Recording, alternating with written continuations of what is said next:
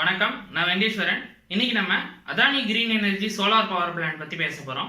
அதாவது சோலார் எனர்ஜியை எலக்ட்ரிக்கல் எனர்ஜியா கன்வெர்ட் பண்றதுக்காக சோலார் பிவி மாடல்ஸ் மட்டுமே யூஸ் பண்ணி லார்ஜ் ஸ்கேல்ல கன்ஸ்ட்ரக்ட் பண்ணப்பட்ட பவர் பிளான்ட் தான் இந்த Adani green energy solar power plant. இதோட லொகேஷன் வந்து பாத்தீங்கன்னா 9.34 degree north latitude and 78.3 degree east latitude. அதாவது கமுதின்ற ஊர்ல ராமநாதபுரம் மாவட்டத்தில் இருக்கு.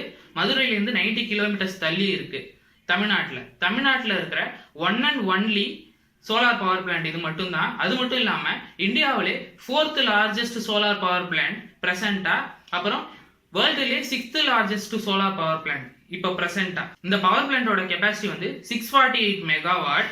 இந்த கவர் பண்ணியிருக்க ஏரியா வந்து பாத்தீங்கன்னா 10 கிலோமீட்டர் ஸ்கொயர் ஏரியா, அதாவது 2500 ஏக்கர்ஸ் லேண்ட்ல வந்து இது அமைஞ்சிருக்கு.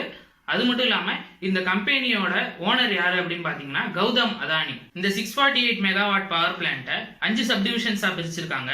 இதுல 3 72 மெகாவாட் பவர் பிளான்ட் ஆகவும் மிச்ச 2 வந்து 216 மெகாவாட்ஸ் பவர் பிளான்ட் ஆகவும் பிரிச்சிருக்காங்க.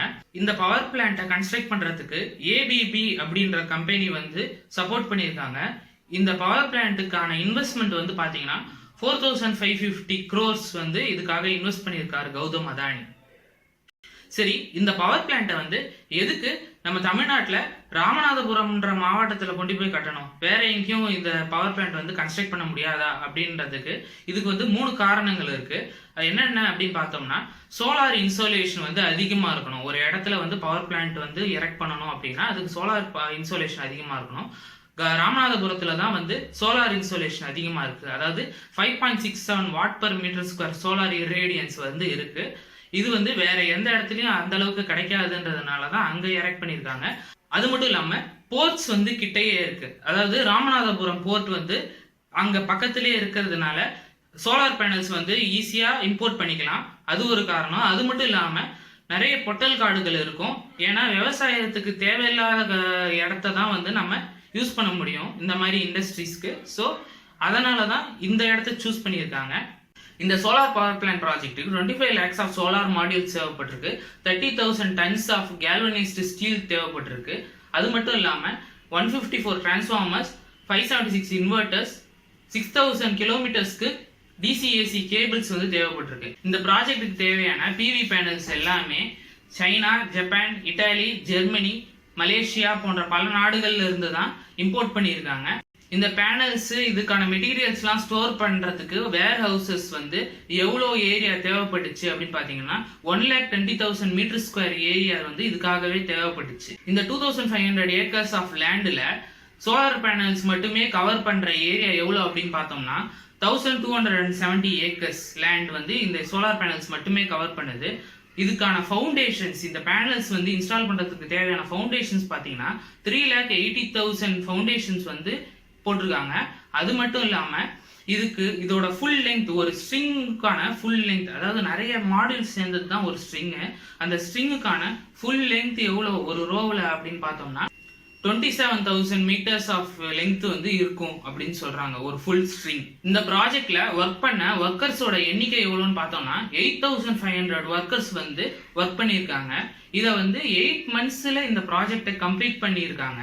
ஆனா இதுக்கு முன்னாடி கட்டப்பட்ட 579 மெகாவாட் சோலார் பவர் பிளான்ட் கலிபோர்னியால இருக்கு. அதுக்கு வந்து 3 years டைம் வந்து எடுத்துருக்காங்க. ஆனா இதுல வெறும் 8 months டைம்ல எல்லா ஒர்க்கையும் முடிச்சு கமிஷனிங் பண்ணி ஒர்க்கை வந்து ஃபுல்லா கம்ப்ளீட் பண்ணியிருக்காங்க. இந்த ப்ராஜெக்டோட டைம்லைன் பத்தி பார்த்தோம்னா ஜூலை 2015ல இந்த ஒர்க்கை ஸ்டார்ட் பண்ணியிருக்காங்க. சைட் கிளீனிங், மெட்டீரியல்ஸ் வந்து இம்போர்ட் பண்றது, இந்த ஒர்க்லாம் பார்த்துருக்காங்க. அதுக்கப்புறம் அக்டோபர் வரைக்கும் 3 மெகாவாட்ஸ் ஆஃப் சோலார் பேனல்ஸ் வந்து இன்ஸ்டால் பண்ணியிருக்காங்க ஒரு நாளைக்கு. அதுக்கப்புறம் நவம்பர் 2015ல பார்த்தீங்கன்னா ஹெவி ரெயின் காரணமா ஒரு நாளைக்கு 1.5 மெகாவாட் ஆஃப் சோலார் பேனல்ஸ்க்கு மேல இன்ஸ்டால் பண்ண முடியல. அதுக்கப்புறம் ஜனவரி 2016 வரும்போது அதுல வந்து ஒரு நாளைக்கு 11 to 12 megawatts of solar panel வந்து இன்ஸ்டால் பண்ணணும்ன்ற நிலைமை வந்துருச்சு. ஏன்னா நவம்பர் 2015ல நிறைய மழை பெஞ்சு நிறைய பிரச்சனைகளுக்குள்ளானதுனால ஒரு நாளைக்கு 11 to 12 megawatts of solar panel install பண்ணாதான் ப்ராஜெக்டை சீக்கிரம் முடிக்க முடியுன்ற நிலைமைக்கு தள்ளப்பட்டாங்க. ஸோ இந்த ஒர்க்கை வந்து 24 ஹவர்ஸ் ஒரு நாளைக்கு வேலை செஞ்சு தான் அதை முடிச்சாங்க. அதுக்கப்புறம் 31st March 2016 தான் இந்த ஒர்க்கை ஃபுல்லாக கம்ப்ளீட் பண்ணாங்க. அதுக்கப்புறம் June 13, 2016 இதை வந்து நேஷனல் கிரிட்டோட கனெக்ட் பண்ணாங்க. ஃபைனலாக 21st September 2016 இந்த பிளான்ட்டை வந்து கமிஷன் பண்ணி ஓப்பன் பண்ணி வச்சாங்க. சீஃப் மினிஸ்டர் ஜெயலலிதாவால் இது வந்து ஓப்பன் பண்ணப்பட்டுச்சு. இந்த சோலார் பவர் பிளான்ட்ல 1 இயருக்கு 1.35 டெரா யூனிட்ஸ் ஆஃப் எலக்ட்ரிசிட்டி வந்து ப்ரொடியூஸ் பண்றாங்க. இதை வச்சு 3 லட்சம் வீட்டுக்கு வந்து பவர் ப்ரொவைட் பண்ணலாம் அப்படின்னு சொல்றாங்க. அது மட்டும் இல்லாம இந்த பவர் பிளான்ட்ல இன்ஸ்டால் பண்ணியிருக்க ஒரு ஸ்ட்ரிங் ஆஃப் பேனல்ஸ் இருக்கு இல்லைங்களா, அதுல வந்து ஒரு நாளைக்கு 50 கிலோவாட் ஆஃப் பவர் வந்து ப்ரொடியூஸ் ஆகும். கிரிட்டோட டிமாண்டுக்கு ஏற்ற மாதிரி தான் நம்ம பவர் சப்ளை பண்ணணும் அப்படின்றதுக்காக அந்த பவர் பிளான்ட்ல ப்ரொடியூஸ் ஆகிற பவரை வந்து கண்ட்ரோல் பண்ணணும். இதுக்காக ஸ்கேடா அப்படின்ற சாஃப்ட்வேர் வந்து யூஸ் பண்றாங்க. அதாவது ஸ்கேடானா supervisory control and data acquisition software. இந்த சாஃப்ட்வேரை யூஸ் பண்ணி தான் இந்த சோலார் பேனல்ஸ் எல்லாத்தையும் கண்ட்ரோல் பண்றாங்க. அது மட்டும் இல்லாம சோலார் எக்லிப்ஸ் நடக்கிற டைம்ல கிரிட் வந்து அன்ஸ்டேபிள் ஆயிடும். ஏன்னா நிலவு வந்து சூரியன் மறைக்கும் போது என்ன ஆகும்னா பேனல்ல ப்ரொடியூஸ் ஆகிற பவர் வந்து கம்மியாகும். நிலவு வந்து நகரும் போது சூரியனோட வெளிச்சம் அதிகமா இருக்கும். அப்படின்றதுனால பேனல்ல வந்து எக்ஸ்போனன்ஷியலா பவர் வந்து அதிகமாகும். இதனால கிரிட்ல அன்ஸ்டேபிலிட்டி வரலாம். ஸோ இதை வந்து கண்ட்ரோல் பண்றதுக்காகவும் ஸ்கேடான்ற சாஃப்ட்வேர் யூஸ் ஆகுது.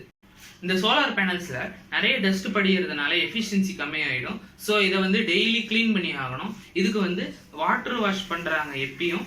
அது மட்டும் இல்லாம எக்கோபியான்ற கம்பெனி இஸ்ரேல்ல இருக்கு. அங்க இருந்து ரொபோட்டிக் மிஷின்ஸ் வந்து இம்போர்ட் பண்ணி அதை வந்து கிளீன் பண்றதுக்கு யூஸ் பண்ணிக்கிறாங்க. இது வந்து வாட்டர் யூஸ் பண்ணாம கிளீன் பண்றதுக்கான மிஷின்ஸ் இதெல்லாமும் யூஸ் பண்றாங்க. சோலார் பேனல்ல ஹாட்ஸ்பாட்ஸ் ப்ரொடியூஸ் ஆச்சுன்னா அந்த பேனல்ஸே எரிஞ்சு போறதுக்கான வாய்ப்பு இருக்கு. இதனால பவர் பிளான்ட்ல வந்து லார்ஜ் ஸ்கேல் டேமேஜ் ஏற்படலாம். ஸோ இதை வந்து கண்காணிக்கிறதுக்காக ட்ரோன்ஸ் யூஸ் பண்றாங்க. இதை வச்சுதான் இந்த ஹோல் பிளான்ட்டையே வந்து கண்காணிக்கிறாங்க. Adani green energy solar power பிளான்ட்டை பத்தி நான் சொல்ல வந்த விஷயங்கள் எல்லாத்தையும் சொல்லிட்டேன்னு நான் நம்புறேன். வேற ஏதாவது விஷயத்தை விட்டுருந்தேன் அப்படின்னு நீங்க நினைச்சீங்கன்னா கமெண்ட் செக்ஷன்ல லீவ் பண்ணுங்க. இந்த வீடியோ உங்களுக்கு பிடிச்சிருந்ததுன்னா லைக் பண்ணுங்க, ஷேர் பண்ணுங்க, கமெண்ட் பண்ணுங்க. பரிதிச்சோலை சேனலுக்கு சப்ஸ்கிரைப் பண்ணுங்க. தேங்க்யூ.